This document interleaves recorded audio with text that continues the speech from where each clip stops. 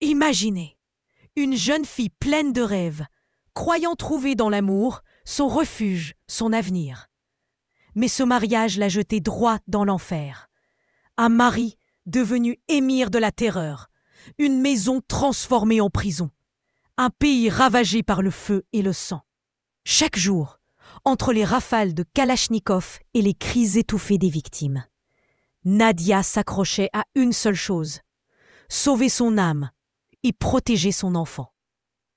Voici l'histoire vraie d'une femme brisée par la décennie noire, mais dont la voix résonne encore comme un cri de vérité. Les histoires de la décennie noire en Algérie, ce sont des histoires qui, quand tu les entends, te donnent une sensation étrange au fond du cœur.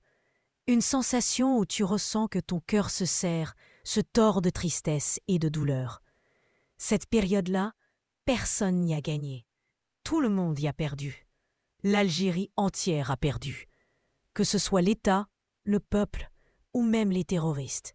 Personne ne pouvait dire « moi j'ai gagné ». Le prix a été lourd, et même très très lourd. Et ces terroristes, à la fin, c'étaient aussi des Algériens, des jeunes égarés qui ont été trompés, qui ont pris un mauvais chemin et qui peut-être n'avaient pas mesuré les conséquences catastrophiques de leurs actes. Ils ont embarqué avec eux, dans leur erreur, leurs familles, leurs fans, leurs enfants, leurs parents, leurs voisins, comme dans l'histoire qu'on va vous raconter aujourd'hui. L'héroïne de notre histoire s'appelle Nadia. Mais en vérité, ce n'est pas une héroïne. Elle n'a rien d'une héroïne. La pauvre. C'était juste une victime du terrorisme, de la décennie noire. Une victime de son mari qu'elle aimait, et qui n'était qu'un voisin, parmi tant d'autres, un jeune banal, même s'il était laid. Puis, il s'est transformé en émir. Mais un émir dans l'organisation terroriste la plus dangereuse que l'Algérie ait connue. Avant tout ça, elle avait déjà été victime de son père. Un père qui avait échoué dans la vie, qui n'avait pas su prendre ses responsabilités, ni envers sa femme, ni envers ses enfants. Sa mère a accouché 12 fois, alors que lui, c'était un bon à rien. Il ne travaillait pas, il n'avait pas d'opinion, ne savait pas comment gérer un foyer. Elle était une victime, comme tant d'autres Algériens, à cause de ceux qui gouvernaient le pays depuis l'indépendance. Avec leurs choix économiques désastreux, comme la fameuse révolution agraire, qui ont plongé le pays dans des crises énormes, aggravées encore par la chute des prix du pétrole dans les années 1980. Le terrorisme n'était pas qu'un problème politique, c'était aussi et surtout un problème économique. Beaucoup de jeunes Algériens, s'ils avaient trouvé un bon emploi, un logement, un peu de stabilité, jamais les extrémistes n'auraient pu les manipuler, ni les attirer dans les rangs de la terreur.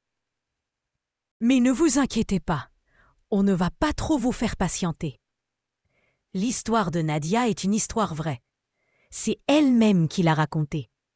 Nadia est un nom d'emprunt pour la femme d'un émir terroriste, Ahmed.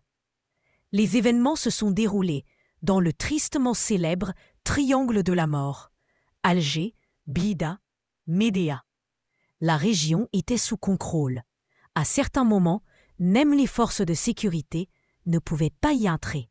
Tout a commencé lorsqu'une journaliste algérienne, du nom de Baïlia, est allée dans une association qui s'occupait de recueillir les témoignages des victimes du terrorisme.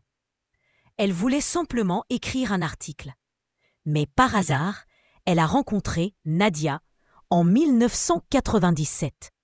Nadia lui a raconté toute son histoire, à condition que les noms soient changés.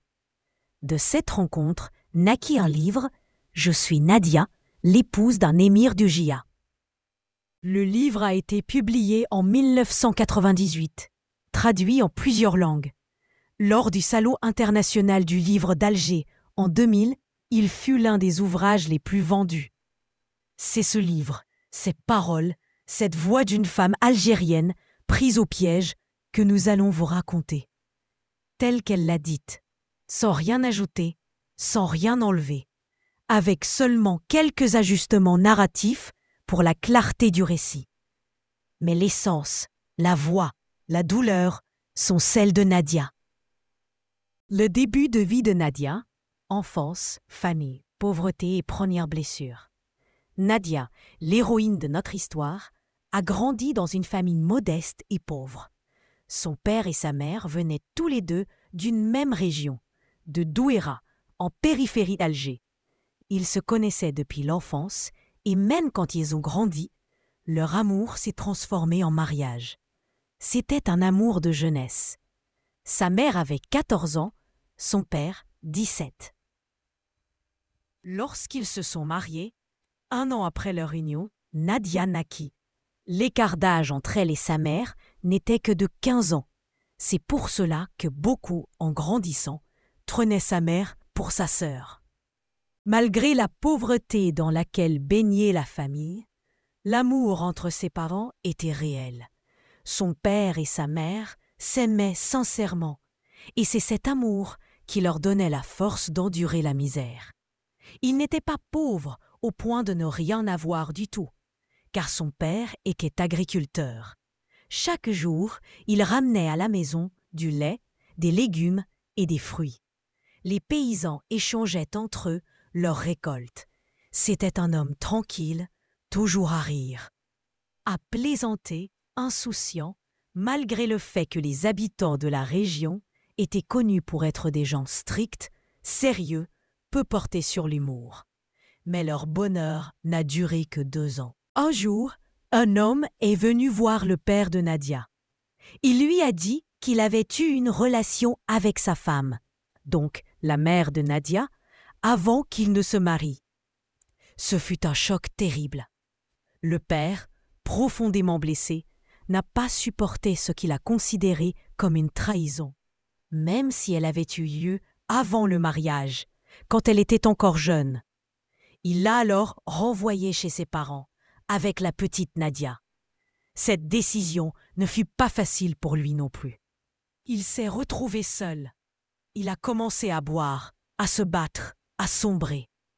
Parfois, il frappait même Nadia, toute petite. Et puis, il pleurait. Il regrettait, il souffrait. Il allait discrètement voir sa femme chez ses beaux-parents. Un jour, elle lui annonça qu'elle était enceinte. Son père, à elle, lui dit « Ramène ta femme chez toi ». Mais lui, le père de Nadia, refusa. Il lui répondit « Ce n'est pas moi qui ai mis cet enfant dans son ventre ». La vérité, c'est qu'il avait peur. Peur que les gens du village la voient enceinte alors qu'elle ne vivait plus sous son toit. Pourtant, c'était bien lui le père. Et finalement, il l'a repris. Dans son cœur, il était heureux de la retrouver, de retrouver celle qu'il aimait. Il organisa une grande fête pour son retour à la maison. Quand Nadia eut 6 ans, l'État leur attribua une petite maison près de Cheraga, dans la capitale. Son père trouva du travail dans un jardin proche. Leur vie s'améliora. La pauvreté recula un peu. Pendant 9 années, ils vécurent ainsi dans une relative tranquillité. Mais le père de Nadia avait un défaut profond, la paresse. Un jour, il décida de quitter son emploi au jardin. Il prétendit que c'était à cause d'un conflit avec le propriétaire. Mais en réalité, il avait été renvoyé. Il travaillait mal, il était lent, il ralentissait les autres. Tous ceux qui travaillaient avec lui, plus tard, devinrent propriétaires ou employeurs. Sauf lui. Il resta pauvre. Pire encore, il campa sur ses mauvaises décisions. Il eut un jour l'idée de vendre la voiture qu'il possédait pour 6300 dinars. Mais très vite, il regretta. Sa femme, elle, répétait sans cesse « Depuis que tu as vendu cette voiture, la baraka, la bénédiction, a quitté notre maison. » Après avoir vendu leur voiture, le père de Nadia acheta une petite maison à Bounab, un quartier populaire. Mais la maison était minuscule, sans eau, sans électricité, étroite et étouffante. Les enfants, en grandissant, commencèrent à lui en vouloir. L'école de Nadia était devenue très éloignée. Elle devait marcher 1 heure entière pour y parvenir. En hiver, elle arrivait trempée, transie. la mère de Nadia, pour faire vivre la famille, se mit à faire des ménages chez les gens. La vie était devenue très dure. Nadia, de son côté, abandonna l'école. Elle avait 7 frères et sœurs, garçons et filles. Elle devint celle qui portait la maison sur son dos, faire les tâches ménagères, chercher de l'eau dehors, laver les vêtements. Tout reposait sur elle. Le père, lui, persista dans ses décisions absurdes. Il dépensa 20 000 dinars pour un taxi. Il voulait devenir chauffeur. Mais la voiture qu'il acheta était en ruine. Elle tombait en panne tout le temps. Il la revendit, puis en acheta une autre, aussi mauvaise. Encore des pannes, encore des regrets. L'argent s'envolait. Il dormait jusqu'à midi, restait éveillé la nuit et obligeait ses enfants à veiller aussi, pour qu'ils ne puissent pas sortir et traîner dans les rues. Un jour, un voisin de Bounab fut tué par les groupes islamistes armés, les Jia, simplement parce qu'il avait refusé de collaborer avec eux. Le père de Nadia ne se méfiait pas. Quelques années plus tard, Nadia avait maintenant 11 frères et sœurs. Le père, désormais ouvrier municipal, faisait l'objet de plaintes. On disait qu'il ne travaillait pas bien. Il fut renvoyé 2 ans plus tard. Mais ce n'était pas seulement à cause de son incompétence. Les gens avaient découvert qu'il était le beau-père de l'émir d'un groupe armé. Depuis que la famille avait emménagé à Bounab, le quartier s'était transformé. Ils avaient désormais une école, un dispensaire. Nadia et sa mère agrandirent un peu la maison. On ouvrit même des petits commerces dans le quartier. Les voisins, pour la plupart des jardiniers, partageaient leurs légumes, leurs fruits, leur lait avec la famille de Nadia. Ils savaient qu'ils étaient pauvres. Pourtant, la famille de Nadia n'appartenait pas au même clan que les habitants du quartier. Les autres étaient des Swagis, descendants des Ouled Sultan, originaires de Médéa. Mais la solidarité dépassait ces histoires de tribus. Quand l'école ouvrit enfin en 1992, tout le monde fit la fête. Les ouvriers, les maçons, les gardes communaux, les gendarmes, tous étaient là pour fêter cette victoire locale. Les enfants n'auraient plus à marcher des heures dans les champs pour aller à l'école de Karouba. Les habitants du quartier étaient des croyants simples. Ils priaient, respectaient les 5 piliers de l'islam, mais il n'y avait pas de mosquée. Chacun pratiquait sa foi dans la discrétion. Les plus âgés, notamment, étaient très attachés à la prière. Chaque vendredi, ils se rendaient à la mosquée de Karouba. Mais personne ne faisait de politique. Ce n'était pas leur monde. Ce n'était pas leur combat. La plupart étaient des agriculteurs. Ils cultivaient la terre pour survivre. Le parti islamiste, le FIS, avait peu de soutien dans la région. Nadia, elle, était une adolescente forte, appréciée dans le quartier. Elle aidait les femmes, gardait les enfants, rendait service. Elle venait de l'est du pays. C'était la seule fille qui parlait aux garçons quand elle allait chercher de l'eau. Elle nageait dans la source sans gêne. Peu à peu, d'autres filles commencèrent à l'imiter. C'était elle, la meneuse. Les soirées étaient joyeuses. Les voisines se retrouvaient, prenaient un café, racontaient des histoires, riaient fort.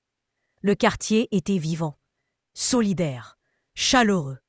Mais, quelques années plus tard, 2 des amis proches de Nadia allaient être égorgés. On leur coupa même la langue. L'apparition d'Ahmed, le voisin devenu monstre. Avant de s'installer à Bounab, Ahmed vivait avec sa mère et ses frères à Ben Ramdan. Sa famille était originaire de Keflardar, dans les montagnes de l'Atlas, dans la wilaya de Médéa. C'est là-bas qu'il avait grandi. Son père, à lui, avait eu une histoire d'amour, mais c'était un homme immoral. Il courait après les femmes. Sa réputation était pourrie. Il ne respectait rien, ni personne. Il a même fini par trahir son propre ami, en ayant une relation avec sa femme. L'ami l'a su. Il l'a invité à dîner. Et ce soir-là, il a mis du poison dans son assiette. Au début, le père d'Ahmed pensait que c'était juste une indigestion. Mais quelques jours plus tard, ses cheveux commencèrent à tomber et les douleurs devinrent insupportables. Lorsqu'il alla à l'hôpital, le médecin lui dit « Vous êtes venu trop tard. On ne peut rien faire. » Il est mort lentement, douloureusement.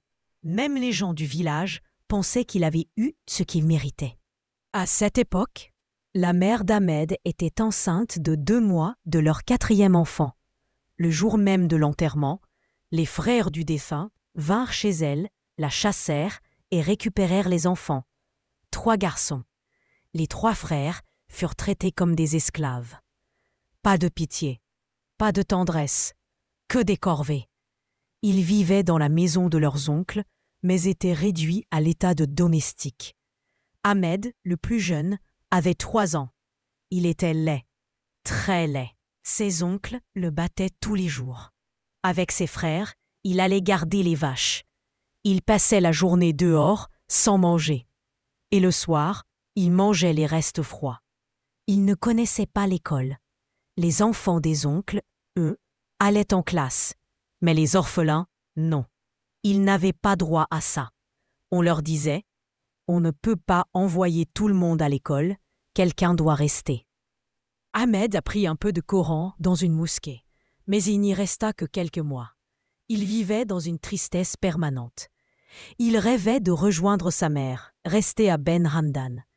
Mais chaque fois qu'il tentait de la voir, ses oncles le rattrapaient. Et s'il réussissait à s'échapper, c'est son grand-père qui le punissait, violemment. Un jour, son grand-père l'attendit 2 jours d'affilée pour le punir. Malgré tout, Ahmed était un enfant débrouillard, actif, avide d'argent. Il se vantait de savoir comment se faire un peu d'argent. Il travaillait pour des éleveurs, aidait dans les étables. Puis, avec ses frères, ils décidèrent de fuir définitivement et d'aller vivre avec leur mère. Ils étaient grands maintenant, capables de se défendre. Un de leurs oncles leur donna même un vieux enclos à poules pour s'installer. La mère d'Ahmed, issue de la famille Shahabani, était connue pour sa bravoure. Elle fabriquait de la confiture pour le marché de Ben Hamdan, élevait des poules, vendait des œufs. Les enfants l'aidaient, tous travaillaient. Dieu leur avait donné la santé. Ils déchargeaient les camions au marché de gros de Boubaker. Les commerçants les aimaient, car ils travaillaient bien, sérieusement. La famille Shahabani était réputée pour économiser chaque centime, mais elle n'a jamais réussi à acheter une maison. Ils continuaient à vivre dans un poulailler. On raconte qu'un jour, Ahmed s'est imposé dans un commerce de Bounab, de force, juste pour s'y installer. À l'époque, la maison qu'ils occupaient n'était même pas terminée. Mais ils s'en fichaient. Leur priorité, c'était survivre. Peu à peu, la mère d'Ahmed cessa de fabriquer de la confiture. Elle se mit à tisser des tapis pour les vendre, tout en continuant la vente d'œufs. Ses fils, eux, se débrouillaient pour ramener du pain à la maison. Ahmed, en particulier, était le plus actif. Il chargeait et déchargeait les marchandises au marché, transportait les caisses. Il voulait gagner, s'en sortir, devenir quelqu'un. Avec le temps, ils ont même réussi à ouvrir une petite épicerie chez eux. Ils achetèrent 2 vaches et commencèrent à vendre le lait et le beurre maison. Puis, ils finirent par construire leur maison, pierre par pierre. Aujourd'hui, les familles qui vivent bien à Bounab sont souvent celles qui ont commencé dans cette misère. Mais tout n'était pas rose. Le petit frère d'Ahmed, Bilal, était égoïste. Il ne partageait rien avec ses frères. C'était le chouchou de leur mère, le préféré. Il était gâté. Des années plus tard, leur destin tragique s'accomplit. On coupa leur tête et on les jeta dans l'Ued. À l'époque, la maison d'Ahmed était collée à celle de Nadia, à Binab. Lui avait 18 ans. C'était un jeune fort, endurci par la misère. Nadia, elle, avait 16 ans. Ahmed, c'était un voyou, un marginal. Il était laid, mais les voisins l'aimaient bien. Il n'avait jamais vu un clochard aussi laid, mais aussi attachant. Il draguait toutes les filles du quartier, bien que les gens de Bounab soient réputés pour être conservateurs. En plus de ça, Ahmed volait. Il piquait les fruits et légumes des jardins, puis les revendait au marché. Les gens le surveillaient tout le temps. Ils avaient peur qu'il vole leurs filles ou leurs récoltes. Sa famille était composée uniquement de garçons. Et il y avait des gens jaloux de cela. Car dans cette société, Avoir des fils, c'est avoir de l'avenir. Dans le quartier, ce sont les femmes qui allaient puiser de l'eau. Nadia aidait la mère d'Ahmed. C'était une entraide normale entre voisins. La première fois que Nadia alla chez eux, c'est Ahmed lui-même qui ouvrit la porte. Il la vit, et elle lui plut immédiatement. Nadia s'en rendit compte, mais elle tenta d'ignorer ce sentiment, car dans leur culture, l'amour est une honte, une faiblesse. Mais Ahmed, lui, ne se cachait pas. Il commença à la harceler un peu. Il lui faisait des remarques. Elle lui sourit une fois. Même si elle n'aimait pas vraiment son attitude, au fond, il lui plaisait. Et surtout, il n'était pas comme les autres. Son petit frère, Bilal, le protégé de la famille, était toujours là pour soigner l'image du clan. Nadia ne voulait pas parler de tout ça à son père. Elle avait peur. Peur de se faire frapper. Peur de se faire humilier. Pourtant, depuis ce jour-là, elle ne pensait plus qu'à Ahmed. Peu de temps après, une nouvelle famille arriva à Bonab. Ils habitaient juste en face de chez Nadia. Parmi eux, une fille, Naïma. Jolie, très jolie. Elle devint amie avec Nadia. Très vite, elle développa des sentiments pour Ahmed, et elle croyait que Nadia allait l'aider à sortir avec lui. Mais un jour, Nadia les surprit ensemble, dans la rue. Ils se parlaient, riaient. Elle fut prise d'une jalousie violente. Elle pleura, beaucoup. Elle n'arrivait pas à se contrôler. Mais Naïma, elle, avait un copain à Alger. Elle sortait avec lui chaque semaine. Cinéma, plage, balade au Mont-Créa. Quand Ahmed l'apprit, il rompit tout contact avec elle. Nadia, elle, fut soulagée. Soulagée, mais encore plus troublée. Nadia décida de reprendre contact avec Ahmed, avant qu'une autre fille ne le lui prenne. Un jour, il passa devant sa maison. Elle lui sourit. Il comprit. Il comprit tout de suite ce que cela voulait dire. Il lui écrivit une petite lettre d'amour et la donna à la petite sœur de Nadia pour qu'elle la lui remette discrètement. Il y disait simplement « Je t'aime, je veux être avec toi ». Nadia répondit qu'elle était d'accord, mais qu'il y avait un énorme problème. Comment se voir sans que personne ne les surprenne? Dans leur quartier, tout le monde parlait, tout le monde surveillait, surtout les filles. Un jour, ses parents s'absentèrent pendant 2 jours entiers. Nadia en profita pour rencontrer Ahmed discrètement. Il lui déclara qu'il voulait l'épouser. Le lendemain matin, il se présenta chez le père de Nadia et lui dit en face « Je veux demander officiellement la main de votre fille ». Mais le père ne lui prêta aucune attention. Il le connaissait, ce gamin roller, ce bon à rien. Il ne le supportait pas. Il lui répondit par le mépris. Et il posa une condition à Nadia. Si tu veux l'épouser, il doit arrêter de voler. Mais Ahmed n'arrêta pas. Alors, Nadia continua de le voir en secret. Elle se glissait discrètement à travers les ruelles ou restait aux abords du terrain vague par lequel Ahmed passait. Mais il y avait une voisine malveillante, une sorte de commère, qui observait tout, espionnait tous les faits et gestes des filles du quartier. Un jour, elle surprit Nadia en train de parler avec Ahmed et alla tout raconter à sa mère. La mère de Nadia entra dans une rage folle. Elle gifla sa fille, la frappa avec un bâton en criant « Tu sors avec un garçon?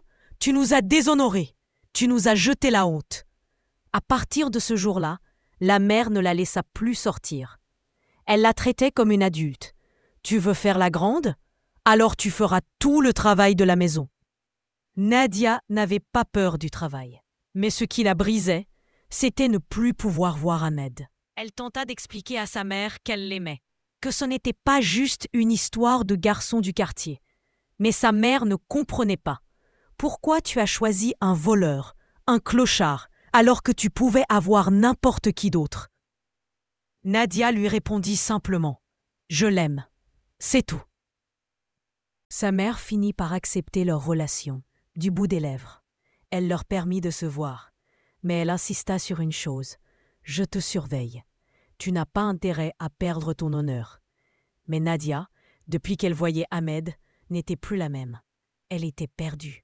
Un jour sans lui, et elle pleurait. Elle devenait folle. Ahmed, lui, changeait aussi. Il disparaissait souvent. Il ne gagnait plus grand-chose au marché. Il partait parfois jusqu'à Sétif pour acheter de la marchandise en gros. La seule chose qu'il lui offrit fut une bague en cuivre.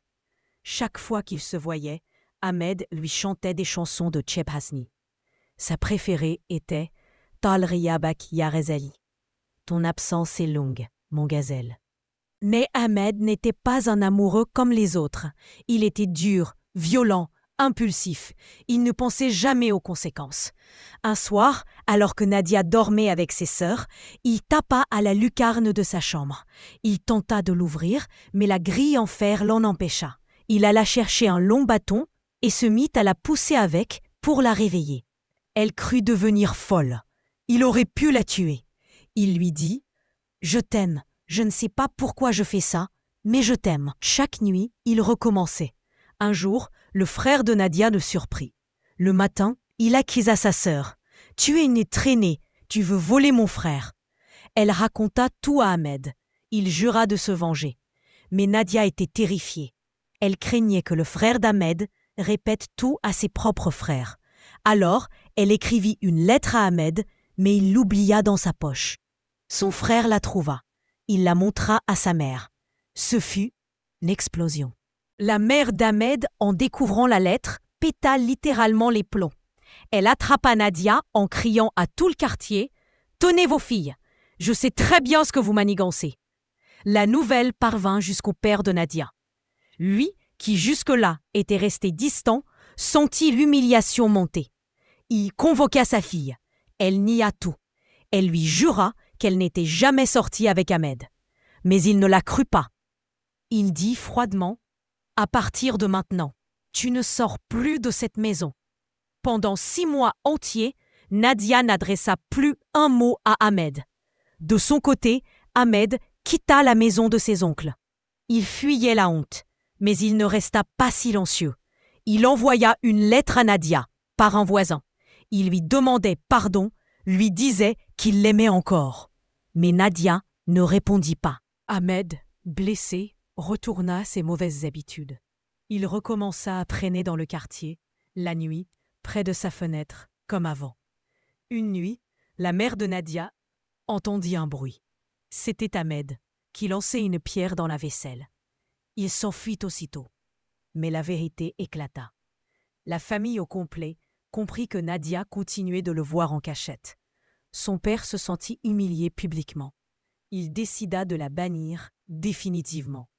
Il l'envoya chez ses oncles, à Cheraga. En exil, comme une pestiférée. Nadia lui demanda pardon. Elle aurait préféré qu'il la batte à mort plutôt que ce silence, ce mépris, ce rejet. Mais rien n'y fit.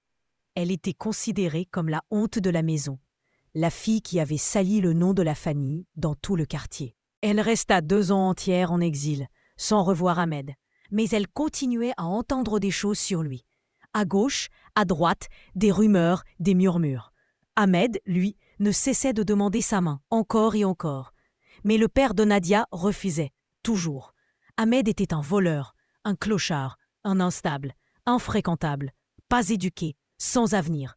Mais un jour, quelque chose changea radicalement. Ahmed n'était plus simplement un marginal. Il était devenu un terroriste. Un membre du JIA, le groupe islamique armé.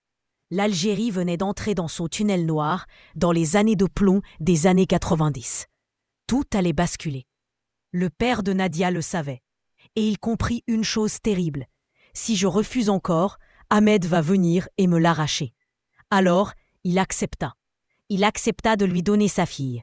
Le mariage vaut mieux que l'enlèvement. Nadia, elle, n'avait rien oublié. Ses sentiments pour Ahmed étaient intacts. Elle était heureuse, aveuglée par l'amour. Et surtout, elle ne croyait pas les rumeurs. Elle pensait que tout cela, c'était des mensonges, des ragots inventés pour les séparer. Elle se disait « c'est pas possible, pas lui, il ne ferait jamais ça ». Son père lui envoya un message « Prépare-toi mercredi, je viens te chercher ». Et ce mercredi-là, elle se prépara. Elle était heureuse. Elle allait retrouver Ahmed. Elle allait devenir sa femme. Le mariage avec un homme changé. de l'amour à l'endoctrinement. Nadia revint au quartier de Bounab pour préparer son mariage avec Ahmed. Sur le chemin, elle aperçut Ahmed et ses compagnons en train de construire leur future maison. C'était un chantier sauvage, sans terrain acheté, sans autorisation. Mais tout le monde laissait faire. Ils étaient des hommes armés désormais. 3 jours plus tard, Nadia et Ahmed se retrouvèrent à la mairie de El Arach pour signer l'acte de mariage. Ahmed demanda à parler seul à Nadia, en privé. Il voulait lui parler de ce qu'il était devenu, de sa nouvelle vie dans le groupe islamiste armé, de ses convictions. Mais à ce moment précis, quand il vit Nadia maquillée, coiffée, les cheveux teints, il entra dans une colère noire. Il la réprimanda durement. « Tu sais que c'est haram, ce que tu portes ?» Ça attire la colère d'Allah. Nadia resta choquée. L'homme qu'elle avait connu autrefois aimait les femmes naturelles, c'est vrai. Mais jamais il n'avait été aussi dur, aussi extrême. Elle tenta de s'expliquer. « Ce n'est pas moi, c'est la coiffeuse. C'est ce que font toutes les mariées. » Mais Ahmed imposa ses règles. « C'est la dernière fois. Plus de maquillage, plus de hammam, plus de coiffeuse. Et surtout, à partir de maintenant, tu porteras le voile. Tes cheveux sont à cacher. » C'est là que Nadia commença à comprendre. Les rumeurs disaient vrai. Il avait changé, radicalement. Pour en avoir le cœur net, elle lui demanda « Chante-moi une chanson de Cheb Hasni, comme avant. » Ahmed lui répondit froidement « C'est interdit. » Hasni était un égaré. Ses chansons éloignent les jeunes du droit chemin. Il méritait de mourir. Ce jour-là, Nadia comprit que l'homme qu'elle allait épouser n'était plus celui qu'elle avait aimé. Et pourtant, elle était heureuse de le retrouver. Elle se disait qu'avec le temps, elle le ramènerait à la raison. Sa mère fut la seule à l'aider, à l'encourager à faire croire que tout allait bien. Même les voisins leur offrirent de la viande, du gâteau, pour célébrer. Le jour du mariage, Nadia attendait qu'un des frères d'Ahmed vienne la chercher selon la coutume. Mais personne ne vint. Pas même la mère d'Ahmed, qui était contre ce mariage. Finalement, Ahmed arriva lui-même, accompagné de 3 amis, chacun dans une Mercedes. Quand elle lui demanda pourquoi il avait tant tardé, il répondit « J'étais avec la Jama ». Tout était clair maintenant. Il ne décidait plus seul. Chaque étape de sa vie, même son mariage, devait être validée par l'organisation. Quand Nadia entra dans sa chambre nuptiale, elle vit des cassettes audio. Elle crut que c'était des chansons. Elle fut soulagée, mais non. C'étaient des enregistrements religieux, des prêches, des discours. Une femme de la Jama'a, venue spécialement, lui dit « Plus de vêtements courts, plus de cheveux apparents. Même les dessins d'oiseaux sur les tapis sont haram. » La tradition voulait que ce soit un frère du marié qui soulève le voile de la mariée. Mais comme les frères d'Ahmed s'étaient opposés à l'union, ce fut son oncle qui s'en chargea. Nadia servit le café. Mais sa belle-mère refusa d'en boire, de peur qu'il soit ensorcelé. Quand Ahmed entra dans la chambre, il voulut lui faire porter la djellaba noire des femmes islamistes. Elle rigola et dit « Je peux pas prier avec du vernis. » Mais Ahmed devint menaçant. « Tu n'as pas prié la sarre non plus, et c'est comme ça que tu m'accueilles le jour de notre mariage ?» Il comprit qu'il était en train d'aller trop loin.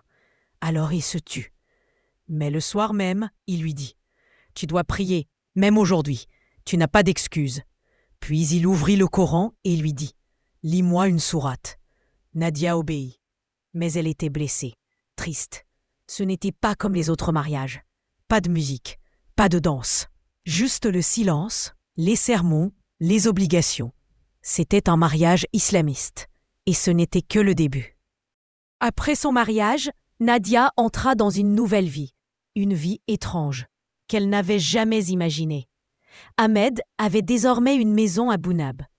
Mais c'était une maison bâtie n'importe comment, sans permis, sans plan, comme beaucoup dans ces quartiers populaires. On l'avait construite à la hâte, avec l'argent douteux de ses activités.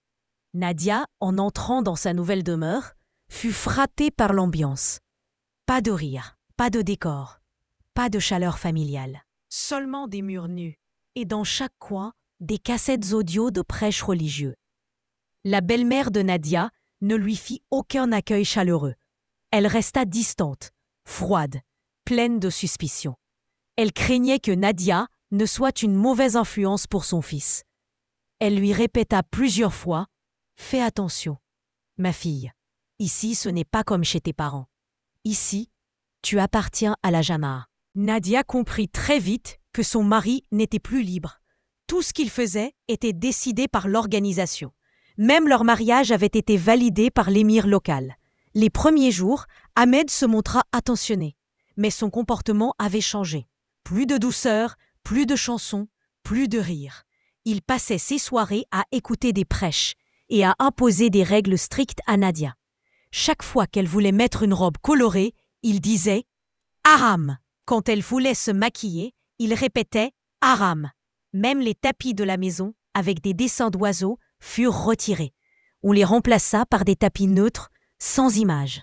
La nuit, Ahmed disparaissait. Nadia savait qu'il rejoignait ses compagnons, mais il ne disait jamais où il allait. Quand elle lui posait des questions, il répondait sèchement « Ce n'est pas ton affaire ». Un jour, alors qu'elle avait préparé du café pour lui, il l'accueillit avec un sermon. « Pourquoi tu n'as pas mis ton khimar ?» Nadia éclata en sanglots. Elle lui répondit « Je t'ai épousée parce que je t'aimais, pas pour devenir une prisonnière. » Ahmed la fixa longuement, puis adoucit un peu sa voix. « Moi aussi je t'aime, mais l'amour, c'est pas comme tu crois. L'amour, c'est marcher sur le droit chemin, ensemble. » Mais au fond d'elle, Nadia comprit qu'elle avait épousé un autre homme. Celui qu'elle avait aimé à 16 ans n'existait plus. Un soir, Ahmed rentra tard, accompagné de 2 hommes barbus, vêtus de djellaba et camis de style afghan. Il les présenta comme ses frères. Nadia leur servit du thé. Mais l'un d'eux lui dit, en la regardant avec sévérité, « À partir d'aujourd'hui, tu es la femme d'un moudjahid. Tu dois obéir. » Nadia sentit son sang se glacer. Elle ne pouvait même plus être elle-même, dans sa propre maison. Les voisins, eux, avaient peur. Ils savaient qui était Ahmed maintenant. Certains l'évitaient. D'autres, par crainte, venaient lui offrir des cadeaux. Du sucre, du couscous, de la viande. Tous voulaient éviter ses foudres. Nadia, malgré tout, essayait de trouver des moments de répit. Elle continuait à voir quelques voisines, mais toujours sous surveillance. Et déjà, dans son cœur, une question la hantait. Qu'est-ce qui m'attend ? Peu de temps après le mariage, Nadia remarqua qu'Ahmed ne vivait plus vraiment à la maison. Il sortait presque tous les soirs et parfois disparaissait 2 ou 3 jours. Quand elle osait lui demander où il allait, il répondait toujours la même chose. « Tu n'as pas à savoir, les affaires des hommes, ça ne regarde pas les femmes. » Elle avait compris. Il participait à des réunions clandestines, aux opérations de la Jama'a. Mais elle refusait d'y croire totalement. Elle se disait encore que c'était peut-être des rumeurs, qu'il faisait seulement du commerce comme il le prétendait. Pourtant, un détail la frappa. Chaque fois qu'il revenait, ses habits sentaient la poudre et la fumée. Et il avait ce regard, froid, distant. La maison, elle aussi, changeait. Des inconnus entraient et sortaient, toujours barbus, toujours habillés de la même manière. Nadia n'avait pas le droit de leur poser la moindre question. Elle devait leur servir le thé, baisser les yeux et se taire. Un soir, Ahmed rentra furieux. Il l'accusa de ne pas avoir bien nettoyé la maison. Devant ses compagnons, il cria « Tu crois que tu es encore une gamine ? Ici, tu es la femme d'un moudjahid. Obéis ou tu en paieras le prix. » Ce fut la première fois qu'il la gifla. Nadia resta figée, les larmes aux yeux. Mais elle ne dit rien. Elle comprit que son amour, celui pour lequel elle avait désobéi à ses parents, l'avait transformée en prisonnière. La belle-mère, de son côté, ne cessait de l'espionner. Elle répétait à Ahmed « Ta femme ne t'obéit pas. Elle n'est pas pieuse. Elle doit être éduquée. » À cause de ces paroles, Nadia subit des reproches chaque jour.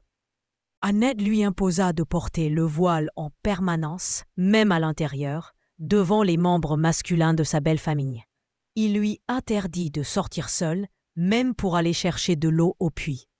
Un jour, alors qu'elle avait osé sortir dans la cour sans voile, son beau-frère la surprit et s'emporta.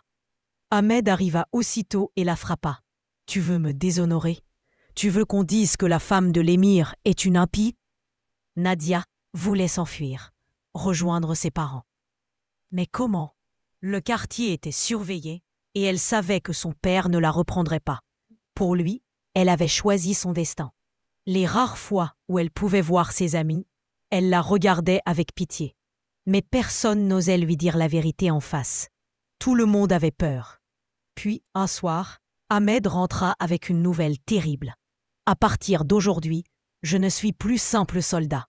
J'ai été nommé émir. » Nadia comprit qu'elle venait de tomber encore plus bas. Elle n'était plus seulement la femme d'un marginal, elle était désormais la femme d'un chef terroriste. Ce soir-là, elle ne dormit pas.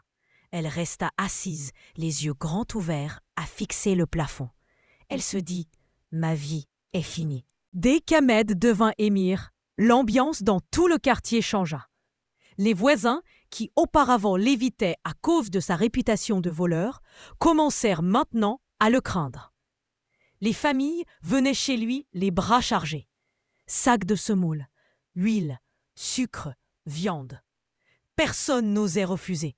C'était une manière de payer leur sécurité. Et Ahmed, qui autrefois était un vaurien, se pavanait désormais comme un chef respecté. Nadia observait tout cela avec un mélange de peur et d'écœurement. Elle voyait des hommes barbus, armés, entrer et sortir de sa maison à toute heure. Elle n'avait aucun droit de parole. On lui disait toujours « Toi, occupe-toi de la cuisine, pas du reste ». La nuit, elle entendait les hommes discuter à voix basse. Ils parlaient de cibles, de rafles, de policiers à abattre. Nadia fermait les yeux, priant pour que rien de tout cela ne soit vrai. Mais au fond, elle savait. Ahmed, lui, avait totalement changé. Il n'était plus le jeune homme qui chantait Cheb Hasni sous sa fenêtre. Il passait son temps à citer des versets, à répéter que le djihad était une obligation, que les impies devaient être combattus. Parfois, il la réveillait au milieu de la nuit pour la forcer à prier avec lui. « Lève-toi, tu crois que tu es ma femme pour dormir pendant que moi je combats pour Allah ?» Elle obéissait, tremblante. Mais chaque jour, une part d'elle se brisait. Le quartier de Bounab, autrefois animé et joyeux, s'était transformé. Les rires des femmes avaient disparu. Les soirées de voisins aussi. On ne voyait plus les filles à la fontaine. Chacune restait enfermée chez elle par peur des miliciens islamistes. Un jour, Nadia croisa une de ses amies d'enfance. Elle lui glissa à voix basse « Ils ont tué mon cousin. Il était garde communal. » Nadia sentit ses jambes se dérober. Elle comprit que les rumeurs n'étaient pas des mensonges. Ahmed et ses hommes tuaient vraiment. Elle voulut en parler à sa mère. Mais comment? Elle ne pouvait plus aller librement la voir. Et puis, elle craignait qu'Ahmed n'intercepte ses lettres. Alors elle garda le silence. Peu à peu, Nadia développa un réflexe. Elle baissait toujours les yeux, ne posait aucune question, ne protestait jamais. Elle savait qu'au moindre faux pas, elle risquait la gifle, ou pire. La belle-mère, elle, ne cessait d'alimenter la peur. Elle répétait à Ahmed « Ta femme est trop faible. Si elle parle aux voisines, elles la détourneront du droit chemin. » Alors Ahmed lui interdit désormais même de franchir la porte sans son autorisation. Nadia était devenue une prisonnière officielle. Mais malgré tout, au fond de son cœur, elle continuait de se dire une chose folle. Peut-être que je peux encore le changer. Peut-être que l'amour que j'ai pour lui peut le ramener. C'était sa seule illusion, sa seule lumière dans cette obscurité. Les jours passaient et la maison de Nadia ressemblait de plus en plus à une base islamiste. Les prêches tournaient en continu sur le vieux magnétophone. Les voisins n'entendaient plus la musique des mariages, ni les voix des jeunes qui chantaient au coin des rues. Le silence pesait sur tout Bounab, seulement rompu par les échos des armes qu'on entendait parfois la nuit. Ahmed avait désormais des gardes autour de lui. Quand il sortait, 2 ou 3 jeunes armés l'accompagnaient. Nadia ne reconnaissait plus rien du garçon marginal qu'elle avait aimé. Il était devenu un autre homme, obéi, craint, respecté par la terreur. Les interdictions pleuvaient dans la maison. Plus de maquillage, plus de sorties seules, plus de visites aux voisines, plus de rires trop forts, plus de chansons, même murmurées. Nadia vivait dans une atmosphère étouffante. Elle avait le sentiment que chaque geste était surveillé, chaque parole contrôlée. Un soir, elle osa lui demander timidement « Pourquoi tu ne m'aimes plus comme avant ? Pourquoi tu ne me parles plus comme avant ?» Ahmed éclata de colère. « L'amour, comme tu le crois, n'existe pas. Ce qui existe, c'est Allah, la Djama et le djihad. Tu es ma femme pour m'obéir, pas pour rêver à des chansons. » Nadia resta muette. Elle avait l'impression d'avoir perdu non seulement son mari, mais aussi sa propre identité. Peu à peu, Ahmed commença à lui imposer les réunions religieuses des femmes de la Jama'a. Des épouses de terroristes venaient chez elle, voilées de noir, le visage fermé. Elles parlaient de piété, de soumission, de récompense dans l'au-delà. L'une d'elles lui dit « Sais-tu, ma sœur, que si ton mari meurt martyr, il sera ton seigneur au paradis ?» Nadia eut des frissons. Elle sourit poliment, mais au fond, elle était effrayée. La belle-mère, elle, profitait de chaque occasion pour la rabaisser. Quand Nadia faisait le ménage, elle disait « Tu nettoies mal. Tu n'es pas digne de mon fils. » Quand elle cuisinait, elle lançait « Tu gaspilles la nourriture. Tu n'as aucune baraka. » Et Ahmed, au lieu de la défendre, laissait faire. Pire encore, parfois il prenait le parti de sa mère et punissait Nadia. Un jour, alors qu'elle avait osé protester, il lui lança violemment « Si tu continues à me défier, je te répudierai. Et qui voudra d'une femme comme toi après ?» Ces mots résonnèrent dans sa tête comme une condamnation. Elle comprit qu'elle n'avait plus d'échappatoire. Sa famille l'avait rejetée. Sa belle famille la méprisait et son mari la tenait par la peur. Dans le quartier, les histoires circulaient. On murmurait qu'Ahmed avait participé à des massacres dans les villages voisins, que des familles entières avaient été égorgées. Nadia refusait d'y croire. Mais chaque fois qu'elle voyait ses yeux glacés, ses absences soudaines, ses compagnons revenir tachés de boue, elle sentait que ces rumeurs étaient vraies. Un soir, Ahmed entra en silence, posa son arme près du lit et dit « Si un jour les soldats viennent ici, tu dois dire que tu ne sais rien. Sinon, tu mourras avant moi. » Nadia sentit son cœur s'arrêter. Elle se dit « Je suis prisonnière d'un homme, mais aussi prisonnière d'une guerre. » Avec le temps, Nadia commença à vivre dans une peur permanente.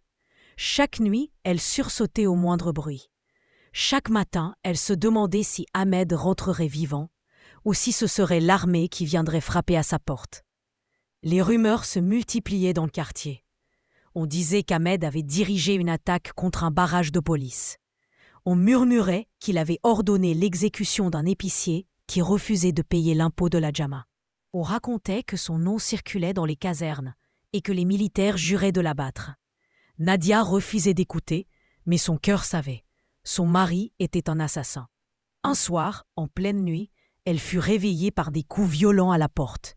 Elle crut que c'était l'armée. Elle tremblait, incapable de bouger.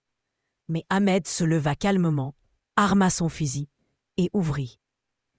C'étaient deux de ses compagnons, haletants, les vêtements pleins de sang. Il demandait à Nadia de leur apporter de l'eau et des serviettes. Elle obéit sans rien dire, mais ses mains tremblaient.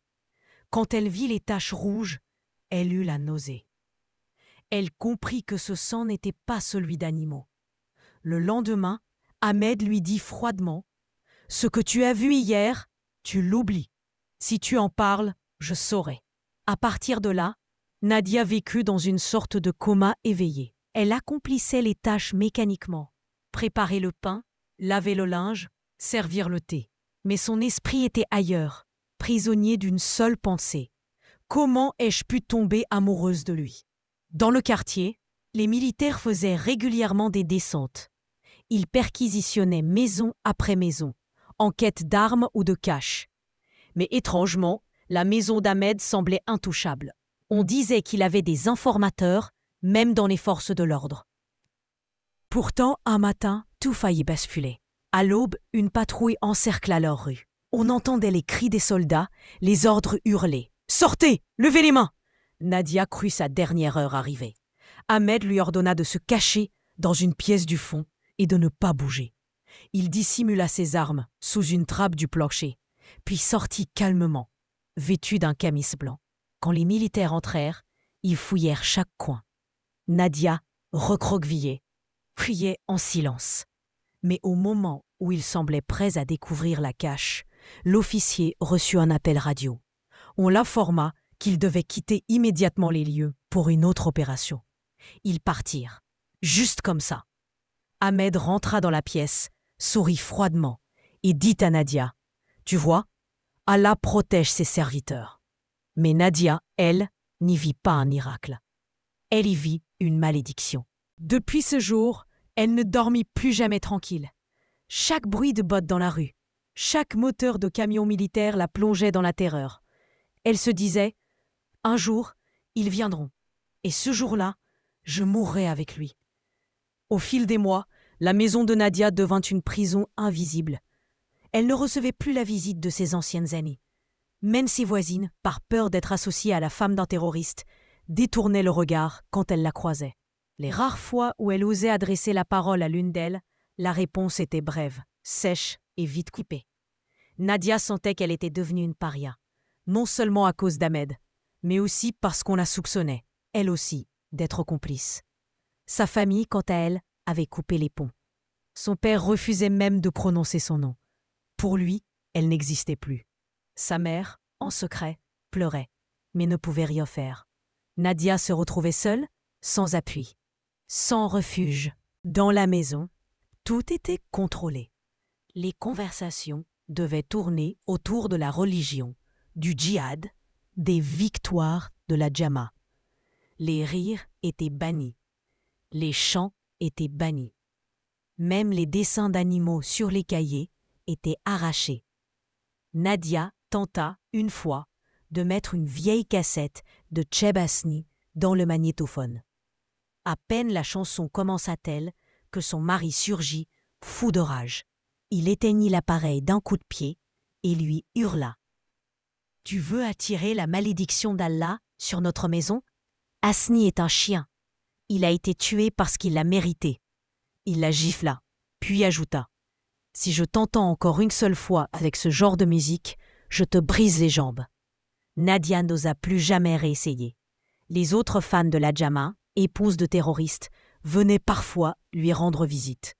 Elles étaient toutes voilées de noir, les yeux durs, la voix sèche.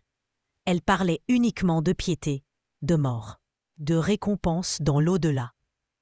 Une d'elles lui dit un jour « Tu devrais remercier Allah de t'avoir donné un mari comme Ahmed. Il mourra martyr et t'emmènera au paradis. » Nadia sourit poliment, mais au fond d'elle, elle sentait une colère sourde. Elle pensait « Moi, je voulais juste être aimée, pas devenir la veuve d'un terroriste. » Peu à peu, elle se mit à parler seule, le soir, quand Ahmed était absent. Elle s'adressait à Dieu, mais aussi à elle-même. Elle se rappelait son enfance, ses rêves. Ses espoirs brisés. Elle se disait « J'aurais dû écouter mon père. J'aurais dû fuir Ahmed dès le début. Mais maintenant, c'est trop tard. » Les nuits étaient les pires. Quand Ahmed revenait, il déposait son arme près du lit comme on poserait un oreiller. Parfois, Nadia sentait encore l'odeur de sang sur ses habits. Elle fermait les yeux très fort pour ne pas voir. Mais ses cauchemars la poursuivaient. Elle rêvait de cadavres, d'égorgements, de cris. Elle se réveillait en sueur, le cœur battant. Et chaque fois, Ahmed la secouait pour lui dire « Prie, demande pardon à Allah. » C'était devenu son quotidien. Vivre dans la peur le jour, dans les cauchemars la nuit. Les mois s'enchaînaient et la violence d'Ahmed devenait quotidienne. Ce n'était plus seulement des reproches ou des sermons. C'était désormais des coups, des humiliations, des menaces. Un soir, alors qu'elle avait mis trop de sel dans la soupe, il jeta le plat contre le mur et la frappa au visage. « Tu crois que je combats dehors et que je risque ma vie pour rentrer et trouver cette merde ?» Nadia pleura, mais en silence. Elle avait appris que ses larmes, loin d'attendrir Ahmed, ne faisait qu'attiser sa colère. Sa belle-mère, au lieu de la défendre, s'en réjouissait. Elle disait à son fils « Frappe-la. Comme ça, elle apprendra à obéir. Une femme, ça doit être dressé comme une bête. » Ces mots restaient gravés dans l'esprit de Nadia. Elle se sentait réduite à néant, ni épouse, ni fille, ni sœur. Juste une esclave, coincée dans une maison transformée en caserne. Un jour, Ahmed lui ordonna de se préparer en urgence. 2 hommes vinrent, armés, barbus, et lui dirent « Mets ton voile noir, tu dois venir avec nous. » Nadia crut qu'on allait la tuer. Elle tremblait, incapable de parler. Mais finalement, on la mena simplement à une autre maison où se trouvaient plusieurs femmes de la Jama'a. Elles l'accueillirent comme une sœur. Elles chantaient des anachides, des chants religieux guerriers. Elles parlaient de leurs maris comme de héros. L'une d'elles raconta avec fierté « Mon mari a égorgé un militaire la semaine dernière. Qu'Allah lui ouvre les portes du paradis. » Nadia avait envie de vomir, mais elle garda le silence. Elle savait que la moindre parole de travers pouvait lui coûter cher. À son retour, Ahmed lui dit « Tu vois, ce sont des femmes dignes. Toi aussi, tu dois devenir comme elles. » Peu à peu, Nadia sentait qu'on voulait lui laver le cerveau, l'enfermer dans cette logique de guerre et de sang. Mais au fond d'elle, elle résistait encore. Elle pensait « Je ne serai jamais comme elle. Je ne bénirai jamais la mort. » Un soir, elle trouva Ahmed assis seul, les yeux fixés sur le vide.